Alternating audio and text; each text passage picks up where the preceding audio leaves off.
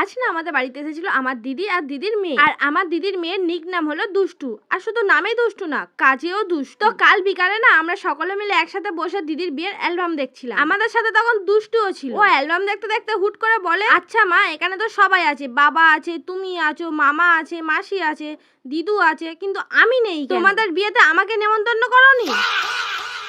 দুষ্টুর এই কথা শুনে আমরা সকলে হেসে পাগল হয়ে যাই। আর আমার ছোট ভাইটাও কম দুষ্টু না, ও দুষ্টুকে আরো রাগিয়ে দিচ্ছে। আমার ভাই দুষ্টুকে বলে, তোকে তো তখন পিসির বাড়িতে রেখে দিয়ে এসেছিল, এখানে থাকলে তুই তো সবাইকে জ্বালাতন করবি, তাই তোকে ইনভাইট করা হয়নি। আর আমার ভাইয়ের এই কথা শুনে দুষ্টু তো রেগে কেঁদে একাকার। আমাদের বাড়িতে ওর যেসব খেলনা ছিল সেগুলো তো সব ভেঙে দিয়েছে। আর যখন ওকে বলা হলো তখন ও ওর মায়ের নামে দোষ দিচ্ছে। ওর মা বাবার বিয়েতে ওকে ইনভাইট করা হয়নি, তাই ও সবকিছু ভেঙে দিয়েছে। আর তার সাথে তো ওর কান্না ফ্রি।